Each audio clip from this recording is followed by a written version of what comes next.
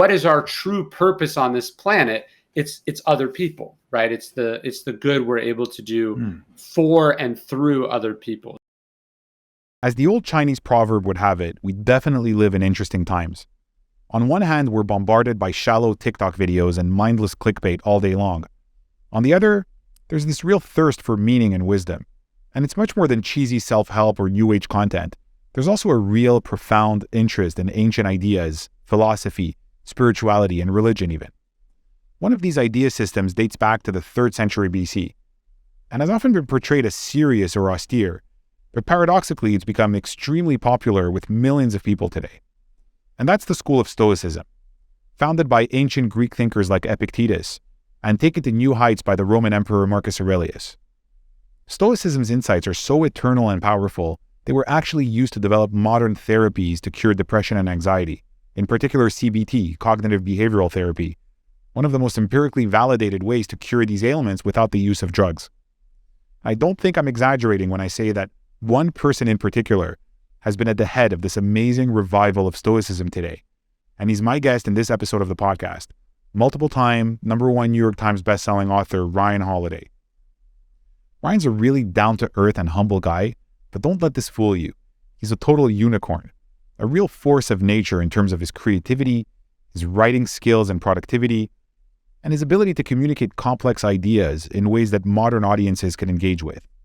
He started his career as the first marketing director for American Apparel and literally wrote the book on the dark arts of digital marketing. His book, Trust Me, I'm Lying, is a very fun read. But then something unexpected happened. He decided to turn his considerable talents to reviving ancient wisdom. The man literally took his talents to philosophy. He completed an apprenticeship with the great writer Robert Greene, who he calls the GOAT of nonfiction writing, and right from the jump started writing bestsellers which are popular with everyone from NFL athletes and entertainers to top executives and entrepreneurs. He's written more than 10 best-selling books and the man's not even close to 40 yet, and his channels are followed by hundreds of thousands of people daily. He's created a true and quite unlikely philosophy empire in the modern world and is a fantastic interpreter of ancient wisdom. It was very impressive talking to someone who's developed fingertip feel for such a complex, ancient set of ideas, and yet who's easy and fun to have a conversation with. I hope you guys have fun learning from Ryan Holiday in this episode of the podcast. Enjoy.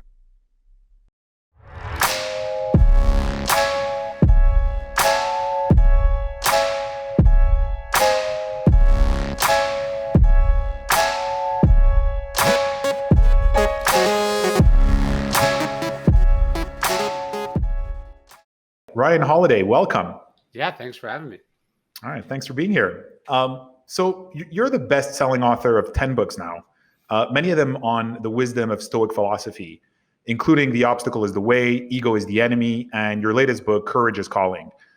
You started your career as the first marketing director for American Apparel, where you were the strategist behind some of the most provocative and successful campaigns ever in retail fashion. Over the years, you've worked with several mavericks, thought leaders, and best-selling authors, including Tucker Max, Tim Ferriss, and of course, the great Robert Greene. A lesser-known fact is that you've actually won a Grammy Award for producing a jazz album in 2017, which is pretty awesome. You're very active. A producer, not the producer, but yes, it was a weird experience.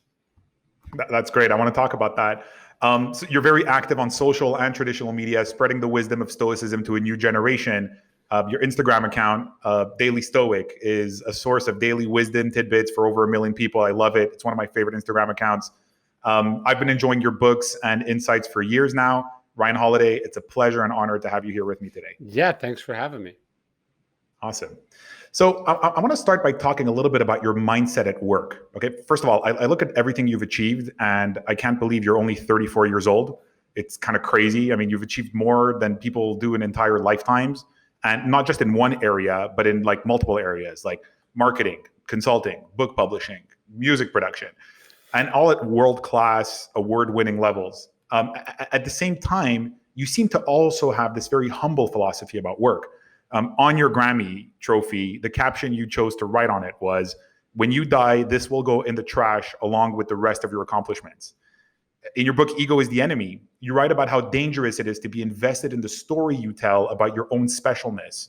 and how this can actually hold you back from achieving great things.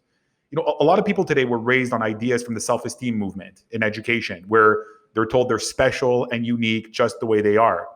And it's funny because you're technically part of the millennial generation. And the cliche is we hear a lot of that, a lot of people are entitled in the millennial generation.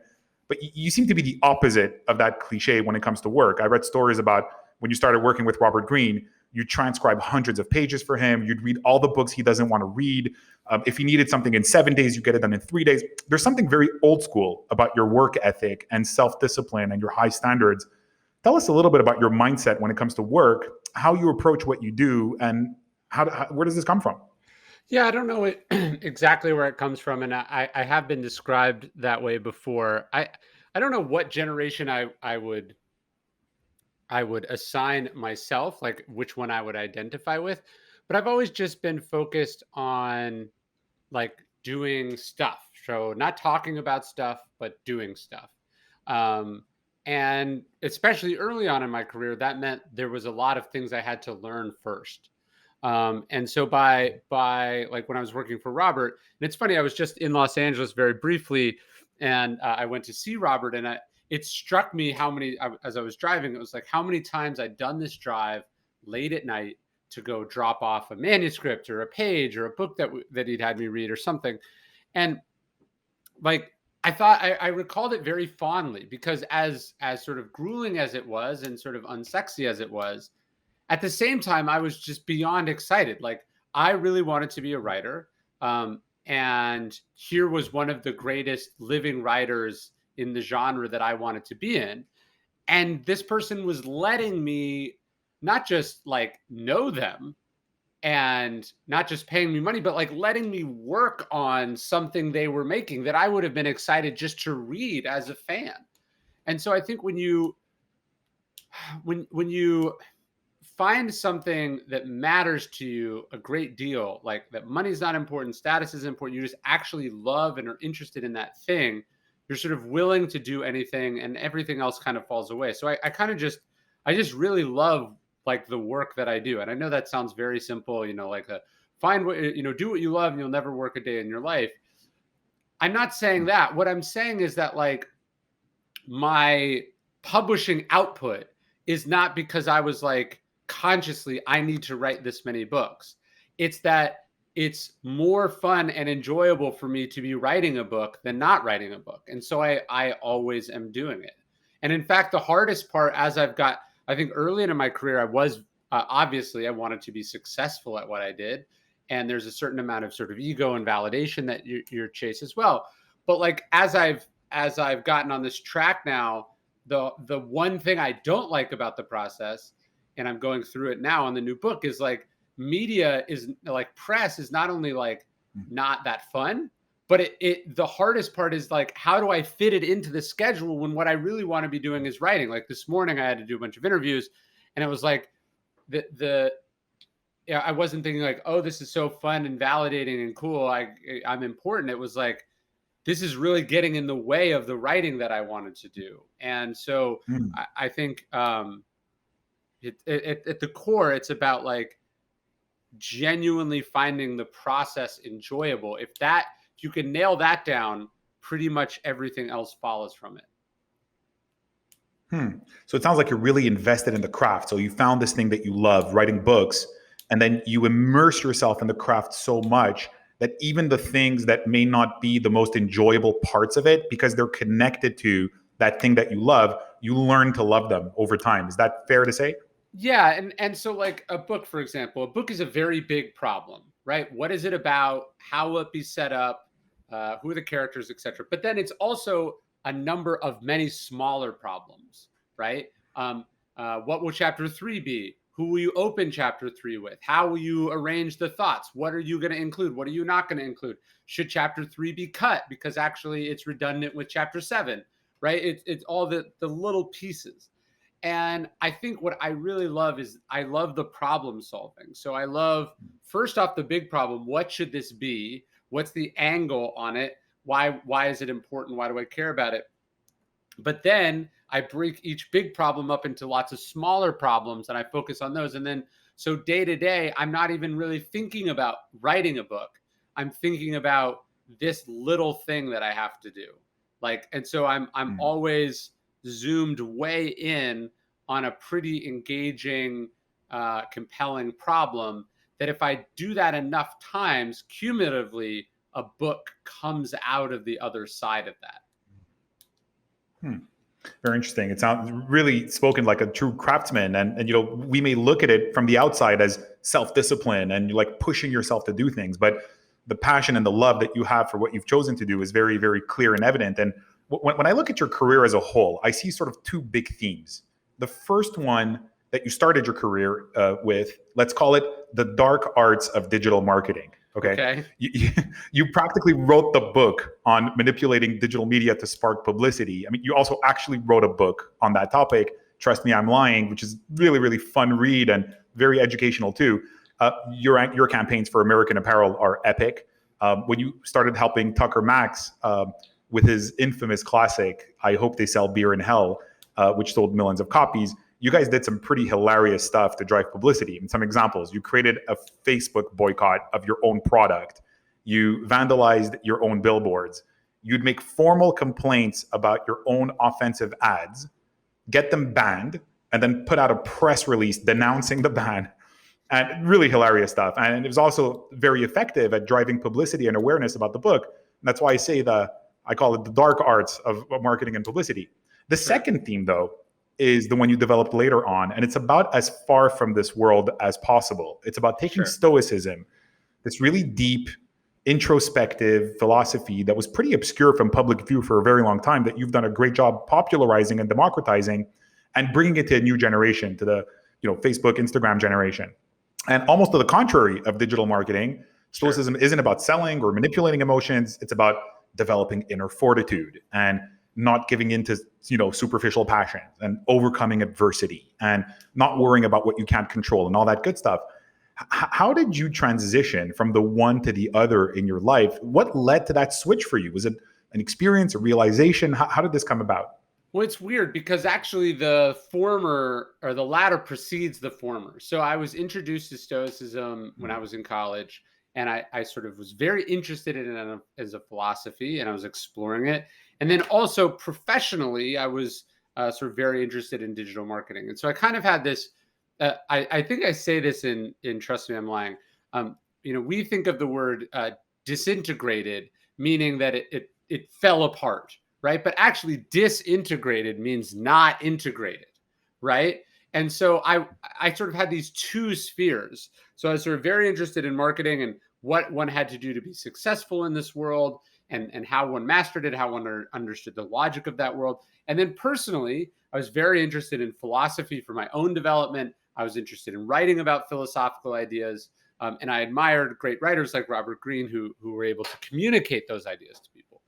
And so I sort of kept them separate, but I grew increasingly disillusioned with not just the marketing world that I was in, but where that would inevitably take me and what it would mean if everyone was acting the way that I was acting, right? Like, I think one of the things that really struck me as I was sort of doing these pranks and these stunts is like, look, this is relatively harmless stuff in that I am promoting a t-shirt company or an author or, an interesting brand.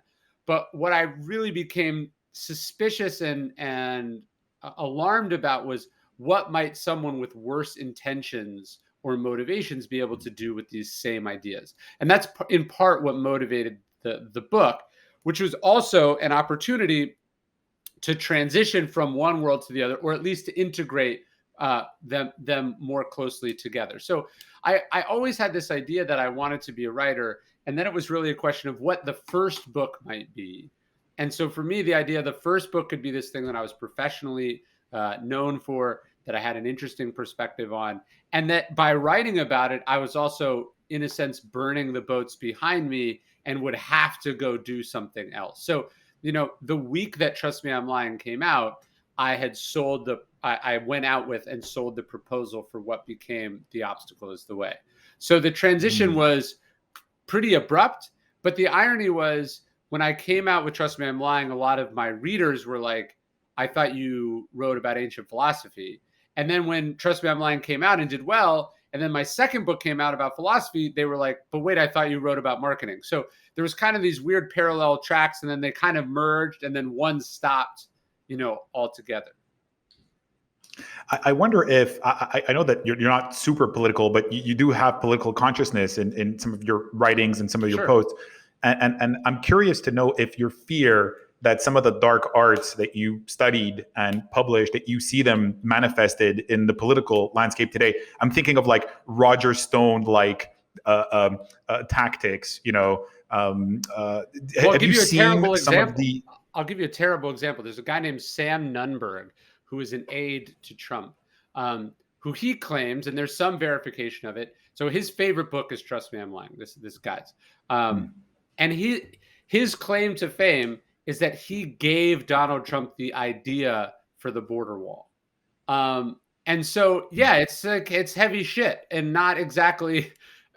It's exactly the opposite of the intention of the book. To me, the idea was I wanted to expose how media manipulation worked, hopefully to make it less right? effective, right? And then to watch not just political operatives inside the United States, but you could also argue a lot of the disinformation and misinformation tactics of sort of foreign actors, whether you're talking about Russia or China, relies on some of the same stuff that I was talking about in the book. I'm not saying they got it from me, but these are the ideas that I was trying to wake people up about, in 2011 when I was writing that book. And so the other terrifying part is, that book is now 10 years old. I thought I was late. Like when I was writing about this stuff, I was like, there was a part of me that was like, everyone knows this, or if I don't get this out right away, it's going to be irrelevant. And so for that book to continue to be relevant is, not exactly my definition of success. I would like to have been proven wrong, or to have done its job, which is that, people put up some relatively obvious defenses against, these sort of loopholes. It's almost a sort of like Frankenstein phenomenon where it's like you create this thing and clearly in the book, anybody who reads the book, you're trying to sound some alarm bells, right? Yeah. And you're trying to say like, hey guys, look at how the state of journalism and media has deteriorated to the point that we can do these things and they work. There was, yes, of course, there was the tactical goals that you had for particular products, but there was also this larger point of like raising some red flags about journalism ethics and about how easy it is to manipulate the system. And lo and behold, we're like 10 years later. And if anything, the media apparatus looks like it's deteriorated even more and even more prone to this kind of manipulation. That's exactly right. I sort of likened it even then. Sometimes people who are really good computer hackers will like seek something out for the challenge of it, like an FBI database or a major corporation. But there's a difference between black hat and white hat. And white hat hackers will hack into something and then sort of explain how they did it and alert the people to the vulnerabilities in the system. To me, that's what I was doing with that book. And I think the fact that I published it in a book instead of, profiting from it personally is evidence of that. But unfortunately, by ignoring that, we're now in a position where people who are much more of the black hat variety are still able to take advantage of these same vulnerabilities and do so on a regular basis. And that's why we're in this divided, dysfunctional, frankly, delusional media environment that we're in, where it's impossible to discern fact from fiction. It's weaponized against vulnerable communities, and basically everyone's unhappy. It's very interesting. I find a potential running thread between your two passions or your Okay. two large endeavors is maybe about controlling fear, right? You've written about how in your consulting work, when you go to people about different things they can do with their ads, and asked whether you could deploy this for other fashion companies, you said no. Most of them are too afraid to do this, right? Sure. There's a fearlessness that is implied in everything you do, and there's this approach to fear, overcoming fear to achieve your outcomes seems to be one of the running threads I find in your work. Yeah, I guess that's true. I mean, to me, what I have always just found from a marketing perspective, whatever you're doing, whatever industry you're in, that there's a premium attached to being boring. So if you're boring, if you're afraid, if you're timid, everything costs more. Everything is harder. When you're interesting, when you're unique, when you're the only one doing a thing, it stands out. Like when I proposed my first book about Stoicism, my publisher was not very excited. It's an obscure school of ancient philosophy. They were not like, let's back up the Brinks truck and just throw money at you. In fact, they offered me considerably less money than I got for my first book. The irony now is, like, on a regular basis, I'm pitched for my podcast and such. I'm pitched other people who are writing about Stoicism, right? And so their deals are all are all easier for higher amounts of money based on the track record that I have and the media attention that I have brought to this space. Now, I'm not like jealous of it. That's not what I'm putting out. What I'm saying is the irony is it was easier for them in some ways, right? But it will ultimately actually be much harder for them to be successful because people don't actually have that much room for that many different flavors of one thing. So you see this in all different most markets are winner take all markets, right? And so people will see that someone's successful in a market and think, oh, I could be successful there too. And it's the irony is the fact that someone is already there and successful makes it safer, but also less likely that you will be significantly successful. So I'm always interested in what are other people not doing. That's what I want to do. Or what are other people doing? Let's not do that. And that's how you stand out. I don't, fearlessness kind of feels like a strong word to describe that, but I am always interested in being different or unique because ironically, it's scarier to be like everyone else. It's a riskier proposition. So let's talk about the inner phenomenon of fear a little bit. I think you started working with Robert Greene on the book, The 50th Law, that he wrote with 50 Cent on the importance of being fearless. And your latest book, which I've just pre-ordered, by the way, is called Courage is Calling, on one of the great 4 Stoic virtues of courage. And in a lot of ways, we seem to be living in a climate of fear today, almost panic. I mean, people are scared of everything. They're scared of whether it's COVID or big government or big corporations or a grand global conspiracy or the evil people on the other side of the political aisle or the rise of China or just like being judged on social media and being hated on. And for sure, there are real challenges out there. But there's an emotional climate, it seems, almost drenched in the energy of fear and negativity. And you write this in The Obstacle is the Way, which is a fantastic book. I probably my favorite one of yours. Don't let the negativity in. Don't let those emotions even get started. Just say, no, thank you. I can't afford to panic. This is the skill that must be cultivated. Freedom from disturbance and perturbation. So you can focus your energy exclusively on solving problems rather than reacting to them. How do you train yourself to tune out all the noise and negativity coming from every direction, it seems, and those emotions and the fear that it can give rise to, and just stay on task and stay on your path and keep executing at such a high level?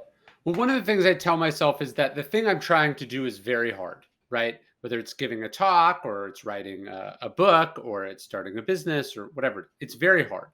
And most people don't succeed at it, right?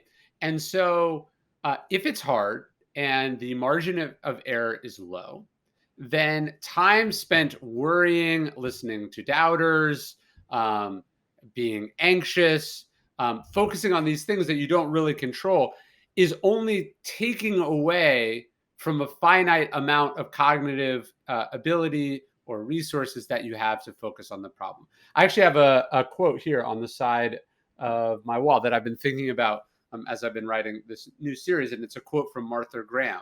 And she says, never be afraid of the material. The material knows when you're frightened and it will not help. And what I like about that is the idea of like, you should be tackling really ambitious, challenging things that are a reach for you, that it's harder than something you've done before. It's something maybe you don't quite understand. It's a big leap, right? So you should be doing that. But then the irony is, if you are afraid, if you are doing it now out of timidity or doubt, or you're coming at it from a place of uncertainty, you will likely, it will be harder. You will not be successful. So like when I'm writing this series of books, I'm not going, this is so hard. You've never done a 4-book series before. What if it doesn't work? I'm just thinking, it's a 4-book series. You've already written 4 books before. Thinking about the totality of the problem is going to be overwhelming. What do you have to do today? Let's just do that. And then we'll take it from there. So you're very practical in how you break down these philosophical. I almost think like in Aristotle's tradition, like the emphasis on practical wisdom, right? It's not like this crazy construction. It's just like, look, I have limited bandwidth. What I'm doing is difficult. If I and then it just logically sort of coheres with that if you spend energy and time focusing on what other people are saying, what other people, you're just removing that. It's a very practical consideration. I find it very, very interesting and very helpful actually to just break it down in very simple, pragmatic terms like this. Just attempting big things, you need every ounce of energy. It makes a ton of sense.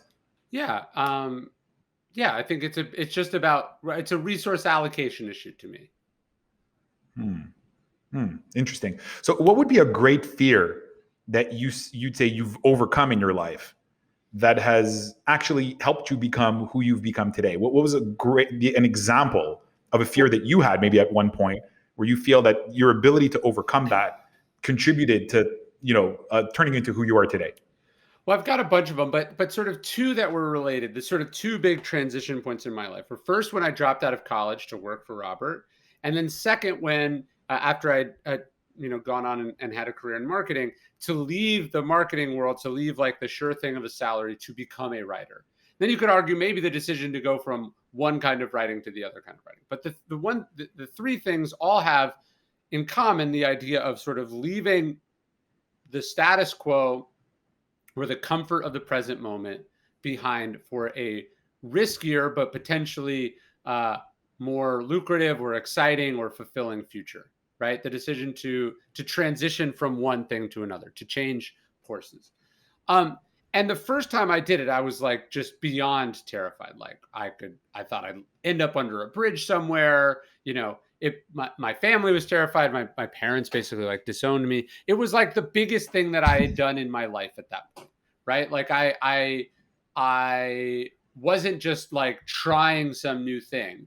I was blowing up, 20 years of work and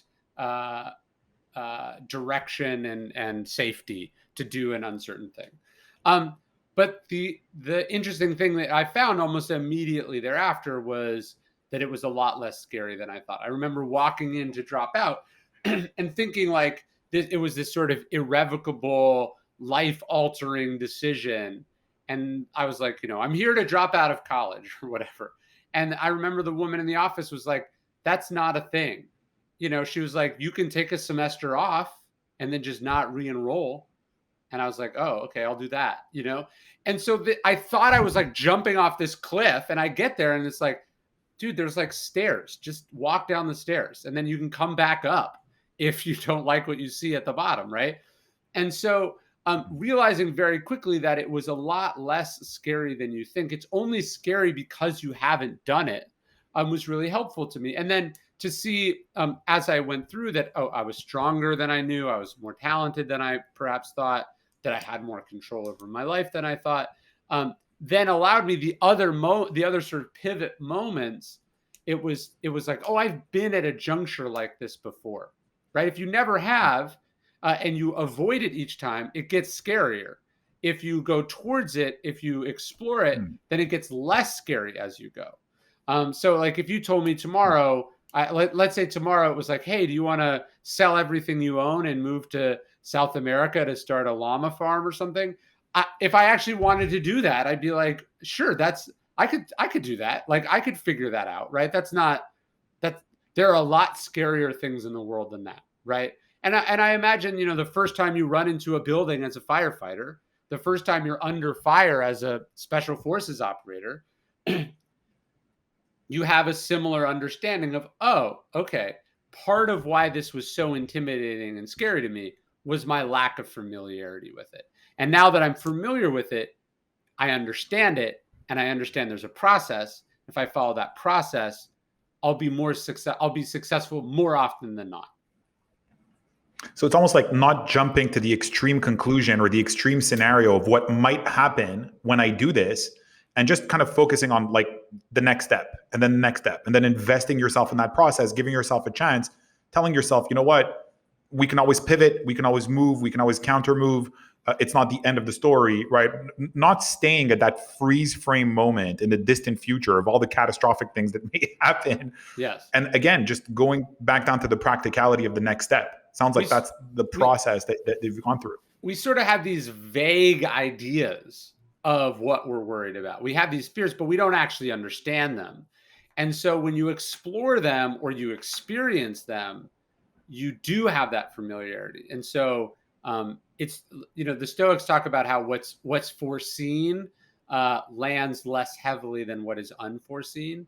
So like on a book, it could fail. It could be not just a failure, it could be an embarrassing failure. So what? You know what I mean? I've now explored that, thought about it, touched it enough that again, there's worse things that could happen, right? And so I think when you, instead of like, oh, I don't want to talk about that, that's scary, or like I don't want it to be a bad omen or bad luck or whatever, you almost make it scarier because it's undefined.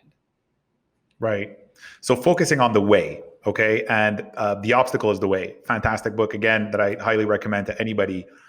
Builds on this great insight by the Stoic Emperor Marcus Aurelius when he writes, the mind adapts and converts to its own purposes the obstacle to our acting, the impediment to action advances action, what stands in the way becomes the way. And it's a piece of wisdom that I find that's aged very well in this crazy 21st century where life is changing so fast, and the pandemic and technology and constant change. And people are facing obstacles that no one ever predicted that they might face.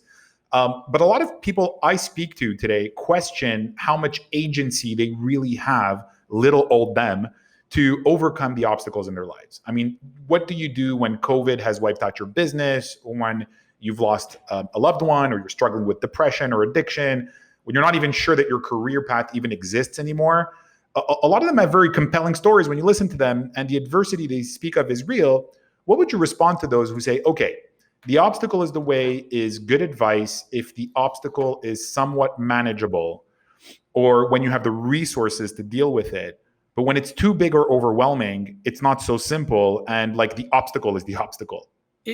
It's almost more true in those extreme cases than the minor cases, right? So when we say the obstacle is the way, we're not, is it also true that flippantly, like, hey, you can use this for good, that hey, maybe there's a little bit, that we're going to turn this into the best thing that ever happened?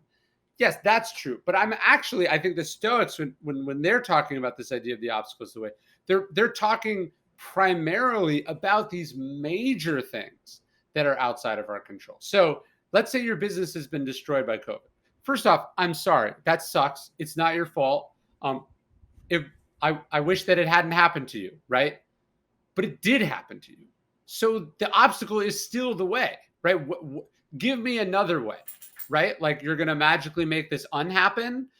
You're going to blame someone else. You're going to expect someone else to solve it for you. No, like, it's still there. And the fact that it's bigger and that it's been as catastrophic as it was almost makes it more of an imperative that you have to figure out what you're going to do with this. So when the Stoics say, like, we don't control what happens, we control how we respond, right? Which is basic, but also very brilliant and complex. So a lot of the world is just outside of our control. We don't control the pandemic, but we control what we learn from and change because of the pandemic. So, you hear people go, oh, I can't wait for things to go back to normal.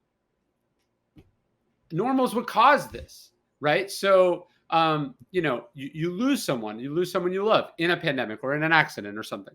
Again, tragic, unfortunate. You wouldn't have chosen it. But are you going to make that event more tragic by becoming paralyzed by it, by declining to remember them fondly? Because are you going to torture yourself because something sad happened? Like, No, you have to figure out how to move on and move forward and integrate the memory and the good things about that relationship into your life going forward. So what the Stoics are saying is not that everything bad is good if you just flip it upside down. That would be very insensitive and naive. What the Stoics are saying is that everything that happens is an opportunity to practice one of the Stoic virtues, right? Everything is an opportunity to prove yourself, to prove what you believe in, to prove what you're capable of. That's what that idea means. Mm, that's great. So it's almost, and that's what I've always believed is that, it's almost like with those biggest obstacles that, there's this notion that we read of sometimes in psychology. It's not your fault, but it's your responsibility how you Yes. respond to whatever happens to you. It's not your fault, right? I mean, if your business, Even if it we was, by represent a the lot of way. businesses that we see, never was, right, right. No, And I'm it's saying like a lot of even if it businesses was that your were, fault, like even if it was your fault, right, it still happened. So what right, are you going to do still now? happened. Yeah. Right. So you start with the facts. You start with the fact of this is going on, whether you like it or not, whether you predicted that it would happen or not. And a lot of people that go through a lot of ups and downs during COVID, it's like, in a sense, their business was exposed to that risk or that fragility, right? COVID highlighted it, unfortunately, ruthlessly.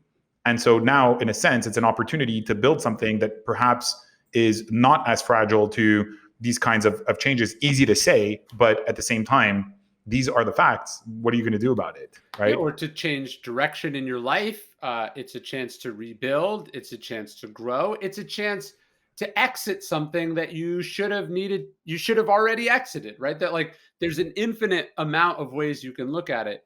But the point is, it happened. And whether it was your fault or not, whether you could have done it differently or not, is now irrelevant because it did happen. So now what? Right. And I was thinking about this the other day. It's sort of like, I think the really superficial level is you'd be like, here, this bad thing happened to me. And then the Stoics would be like, so what? You're like, so what are you going to do about it? Right. Like that's what we're trying to think about. What am I going to do about this? It's almost really like stressing and emphasizing the agency piece of this. So between stimulus and response, there's an opportunity to make a choice Mm-hmm. and sort of expand in that space. Exactly. It's great.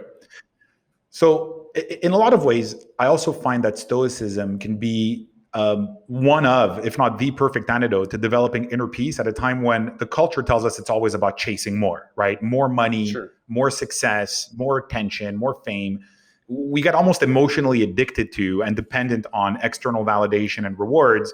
You've written quite a bit about the life of Seneca, who lived in very tumultuous times, and he responded to this by striving to develop inner peace, apatheia, he calls it. Mm-hmm. So that even if the world is going crazy and is at war and whatever's going on the outside, you can still be at peace on the inside and thrive even. And on this point, you have this great line in Stillness is the Key, where you write, it's ironic that stillness is rare and fleeting in our busy lives because the world creates an inexhaustible supply of it. It's just that nobody's looking. So this sounds like a really attractive idea for a lot of us today.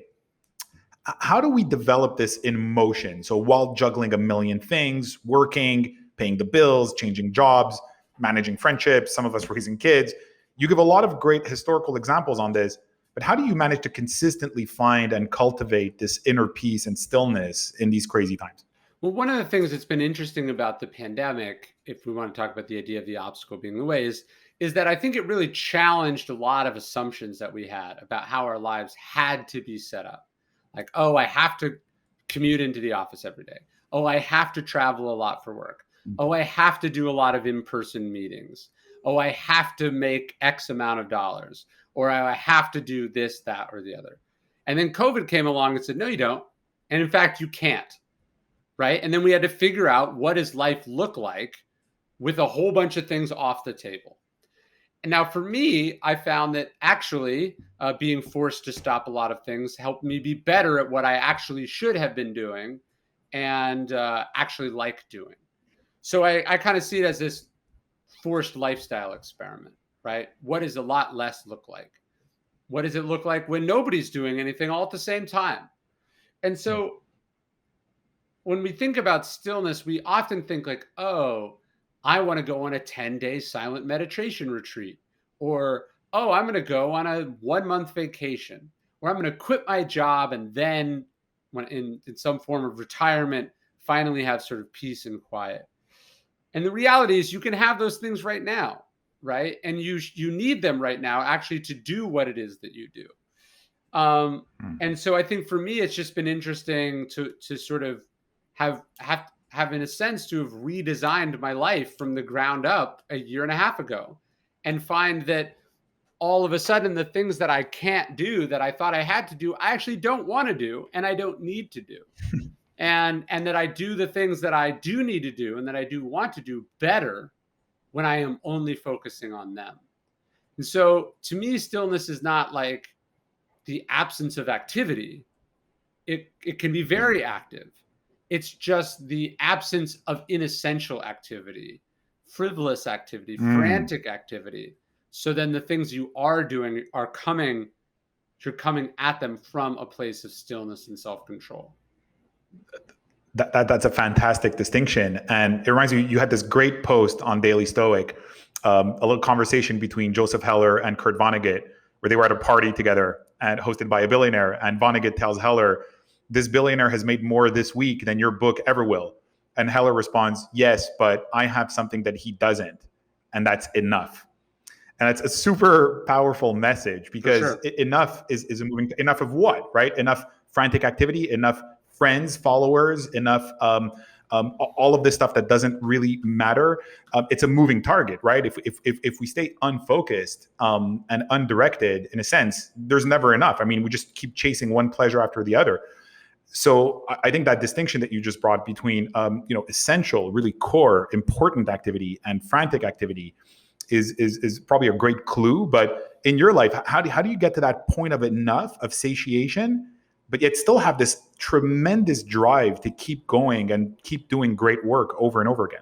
Well, you mentioned Seneca, and I think that's one of the tragedies of Seneca's life, is that he was so busy, so ambitious, that it sort of ends up it takes him to a very illustrious place, but ultimately a very dark place. And I guess for me, it goes back to where we started, which is like, I'm not frantic or busy. I like doing this one thing, and I do that thing steadily day in and day out. And the byproduct of that is productivity. So, or publishable output, if you will. So again, I'm not like I have to do a book a year. I'm not like I have to write a certain number of books. They all have to be best. I go, what do I need to do today? Right? What's my job today? And I do that. And then you stack enough of those days on top of each other, and you get the output that people will think is impressive. But again, the output is not the goal. The process is the goal. The daily routine is the goal. The making the small daily contribution is the goal. The rest is extra. It's so interesting how there's almost like these crisscrossing paths of like the way you talk. When we look at your achievements, it almost looks like crazy frantic activity. It's like all of these things that you stack up, right, at your age. And then there's people also that are like super busy, like all day, like 15 hours a day, running around. And then you look at what they're actually achieving, and it's like not very much, right? It's almost like the impression we get in the immediate moment is almost like the opposite of what we're actually doing when you spread it out over time. Well, and I think one of the things I talk about when I talk to sports teams is as I sort of say, well, what are you going to say no to this year? Because everything that we say yes to means saying no to something else. And everything we say no to means the opportunity to say yes to something else. So a big part of it is like, what do you say no to? And I think that has been a helpful lesson to me, is like, oh, there's a lot more things that when they suddenly became illegal or suddenly became impossible, my productivity and my satisfaction, both at home and at work, went up. And so as the world does return to some semblance of normal where these things are possible again, now I'm going to have to be more active in actively saying no to them, as opposed to them just, sort of being not up for discussion. So that was one of the blessings of the pandemic, right? It stopped all this extraneous activity and forced people to stay focused, stay in their zone, What are the relationships that really matter? What are the things that really matter in my life? I found that that's really been one of the great, in a sense, hidden blessings of the For pandemic. sure. If there's And when we one, talk yeah, about the obstacle being the way, it's not that, oh, that made the pandemic worth it, but it was the good you managed to derive from the pandemic, right? Because that's all we can focus right, on. I'm not saying right, that, right. 700,000 American deaths was worth me being slightly more productive as a writer and happier at home. That would be insane. What I'm saying is that the only thing I was able to focus on was that. And so that's what I've Hmm. managed to derive from it. Hmm. That's great.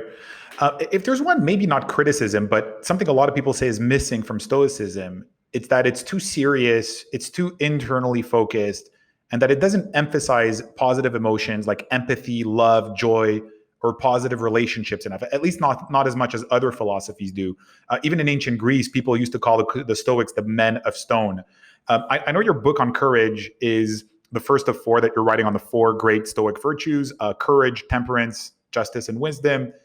What I found really interesting is that these virtues intersect perfectly with the six great virtues that Marty Seligman, the father of positive psychology, talks about. So there's the four virtues are the same, but then he adds two more. He adds empathy or love, and then beauty or transcendence.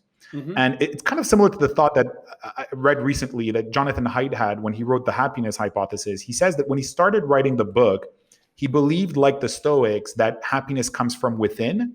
But by the time he'd finished writing the book, he changed his mind to happiness comes from between, from getting the right relationships and living for something greater than yourself. I know you're a family man. I know that you give advice that helps millions of people.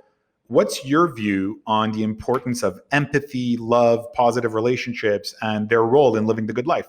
So I would say that those two things you said about sort of beauty and transcendence, and then about relationships and empathy and love, I would say they're very important. I would agree they're not talked about enough in Stoicism, but I would say that they clearly fall under the buckets of justice and wisdom. Wisdom is not simply Right. the study of books, but also the study of nature, the understanding of nature, the understanding that some things are ineffable and cannot be articulated, but can only be experienced, right? So to me, that all falls under the bucket of wisdom. And I think the Stoics actually talk about beauty quite a great deal, not sort of superficial beauty of like a woman's face, but the beauty of, a sunset, or the way doves fly together, or whatever. As far as love and empathy, to me, this fits very clearly under justice, not justice in the legal sense, but justice in the sense of like, what are our obligations? What produces meaning? What is our true purpose on this planet? It's other people, right? It's the good we're able to do Hmm. for and through other people. So I agree they're very important, and they're certainly major priorities in my life. As I first started writing about Stoicism, I was more interested in courage and self-discipline, the sort of independent, like sort of the world virtues. But I think as you study it and you learn more about it, you eventually, these other doors open and you come to understand them as being equally important and fulfilling. Amazing. Yeah, that's often the case, right? You've got the sort of the general understanding of a certain school of thought, and then when you get deeper into the ideas, you find that those thinkers have actually talked about, a lot of the things that might not seem obvious. When you think of Stoicism, you think of this really like stern self-control, self-discipline, but then you get a little bit deeper into into the writings, and you realize that they do talk about a lot of these other themes. And Um, when you really I look know at that. who the Stoics were as people, they were Mm, husbands and fathers and sons and daughters. mm, They held public office. They mm, fought for causes. They wrote poetry. They mm, tended gardens. So the idea that these were these like unfeeling beasts disconnected from the world, I mean, it's just not borne out by the facts. And they mm, weren't monks, right? They mm, didn't live in monasteries. They were, of all the philosophical schools, the most like of this earth, like the most connected and involved and participatory of all of the philosophical schools. Um, and actually, this is the fundamental contrast between Stoicism and Epicureanism. It's not that the Stoics didn't like pleasure and the Epicureans did. It's that the Epicureans pursued those interests at the expense of participation in public life. And the Stoics said, no, we are obligated to each other, and that relationships are important, and that you can't run away to your little garden and live in a fantasy world. And so I see Stoicism as a philosophy that's engaged with other people, and they're primarily for other people. Interesting. So also looking at the way these philosophers lived their lives, not just like the first reading that you might get off of their readings. That's a great distinction as well. I know that you recently just opened up an independent bookstore in Bastrop, Texas. I'm curious to know, what do you feel the future of the bookstore is in an age of Amazon? So it's been interesting. First off, probably the worst possible business that you could try to open during a pandemic. Probably the worst possible business you could open, period, in a world where most people don't read, and most people that do read buy online or read audiobooks or whatever. But it was just something important to me. It was something I felt like would do some good in this little community that I'm in. And then, something I felt like could be additive to what I was already doing without much additional work. Like I needed office space, and then I had this sort of storefront beneath the office, and I was sort of, what would I do with it?